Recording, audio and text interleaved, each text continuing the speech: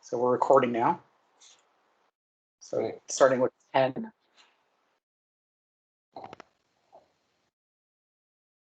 Hi, this is Alan Pentico, the Executive Director for the Southern California Rental Housing Association. We're continuing our series as we get to know more members of the rental housing industry, and I've got a great guest with us here today. Scott, why don't you introduce yourself? Hey, Alan, thanks for having me. Yeah, I'm Scott Ledesma. I'm one of 3 owners with Generation Contracting and Emergency Services. We're a second-generation, family-owned, veteran-led team. We're based in Poway. We service all of San Diego County, providing restoration services that include emergency flood, fire, mold damage, and necessary repairs. Excellent. And just to clarify, you guys are servicing San Diego County as a whole? Yes, entire San Diego County. Yeah, just want to make sure that, because we do have members in Riverside and Imperial as well. Right. So just clarify that for him. How long have y'all been members of the association, Scott? Actually, our mother used to own the company. We bought it out from her, but she became a member way back in 2007. That's when it was known as the San Diego Apartment Association then. But me personally, I didn't really start getting involved until 2012 when Skip Baker joined our team. And then he was the one who really taught us the value of the association and how important it is to the industry. And what is that value? What does that mean?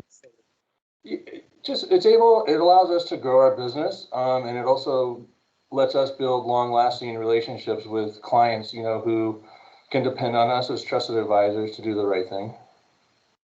Yeah. Skip was great that way. Always a very active volunteer and lots of energy. Yeah, he did. He came in with a splash, that's for sure. Boy, for sure. I know you've gone on some of our lobbying trips to Sacramento with us. What was your experience as a supplier person at one of those meetings? That was really important.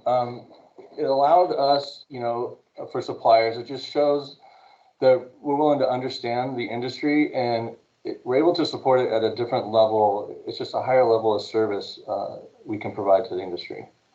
It allows us to understand the legislative aspect of it. Not a lot of people know how to navigate those waters through, the new laws that come out. So it helps us understand that and a different perspective, understanding what the owners, the rental owners go through. Yeah, that's really important. When we talk to suppliers, and I've been with the association 17, 18 years now, when we talk with supplier members, we try to make sure that they understand the legislative issues as well, because oftentimes when you're going out and you're visiting your clients, you're the person that's passing that information on about the legislation to them. A lot of them may not know what's going on legislatively. So it gives a little bit of added benefit of your services. Sure, they know that you have that perspective.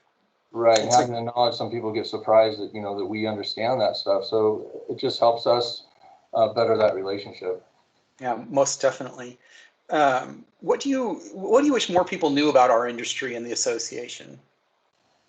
I think about this a lot, and I think it's important for people to know that the association isn't just made up of a bunch of high-powered, wealthy landlords. It's important to understand that I believe the number is over 60% of the association is made up of small, independently owned family businesses. They're just ethical people trying to do the right thing.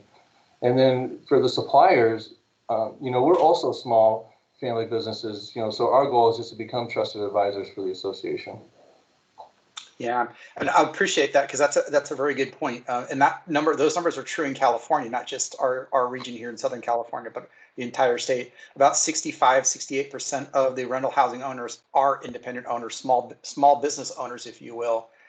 That's one of those reasons we jumped up and we worked really hard to try and translate what was going on with the COVID situation, because we knew it was going to have a huge impact on so many of our members, both supplier and independent owners, as well as the property management companies. There's a bit for everybody in there, but there's certainly a large demographic that we're going to have some financial impacts of that. How has the association helped with your business with COVID-19? Well, it's allowed us, the association, it's allowed us to grow our business, of course, but I mean, through COVID-19, it just, this is where you may have to cut me off. I got to start that one over. I mean, I want to say it really hasn't helped our business so much as it's allowed us to support the industry, understanding, the logistics and the constraints that COVID-19 puts on everybody. I mean, not being able to get access to a unit, or, the owners have that tenant, the law came out where they don't have to pay rent, so they're not going to want to spend any money. So we just try to support them the best we can to help get through the difficult time. I think that's a fair thing to say, because a lot of what we've seen this last year is just the industry trying to support one another, whether it's owner or supplier or vice versa, or across network. Is, the question that we ask our members every day now is just, are you doing okay? What can we do for you? Because we want to make sure that everybody in the industry comes out the other side as much as we possibly can. And the association, and you might be able to expand on this. What we try to instill in our members is that you are part of the community. You're a part of the fabric of the community. Your residents are your friends and your family. They're your neighbors. They're not just clients or customers. They're actually part of the community that you help make up. And do we do a good enough job of that, you think? I think we do. I mean, the educational aspect of it that the association provides is really important. And then, to be able to parry and get it going online where people can attend, it made it a lot easier as well. Yeah. I'm very glad we made the decision early on that we would just jump in and go virtual with both feet. And we've tried to record every webinar and education session we've had, and created a library of it so people can go back and access it later. And they're starting to do that more and more.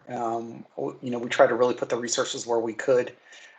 Virtually, I mean, are able to do that. But I still think that there's quite a few independent owners who are not virtual savvy, and we've got to figure out how to come back around and bring them up and into the virtual world, as well as making sure they're getting the resources they need as well. Right. Yeah. Yeah. Is there anything else you'd like the world to know about your business or the association or what we do? The association, that threw me for a loop. Sorry about that, Alan. A little nervous there. Take your time. Yeah, can you repeat that again? Yeah, is there, as we close out our session today, is there anything that you'd like the community at large to know about your business or the association? Our business, we strive on being advocates for the association and being trusted advisors, as I said before. So it's good that the association and our partners with the association trust us and allow us into their properties, especially during COVID. We can do remote access for them, whether it's FaceTime or something like that, so they can actually see what we're up against in their properties. That's pretty cool. I mean, and I think that's going to be the wave of the future, quite honestly, in a lot of ways, is to provide that access in a safe venue and environment, but not just because of COVID, but in general. You can be an owner in Iowa that you have a unit here where you need to get in and see, and you guys can work with them and show them that access without having them to get out of here. The response time, I would imagine, would be much quicker, just showing them virtually and being able to respond faster. Is that about right? That's about it, yeah. And then, giving them a fair price to do the work, and everybody wants you finishing on time. So making sure you stick to that as well. That's super, super key. I know our members hold you and your company in high regards and in respect, both for your support as an organization and what you do and provide as a product. So thank you so much for joining me here today. I really appreciate it. This has been another short session with one of our industry members here at the Southern California Rental Housing Association. For more about our organization, you can go to www.socalrha.org. And to view more videos such as this one, you can visit us at our YouTube channel, again, SoCalRHA. Thanks so much. Thank you, Scott, for being here with us today, and I really appreciate it. And everyone, take care of yourselves. Thanks, Alan. Take care.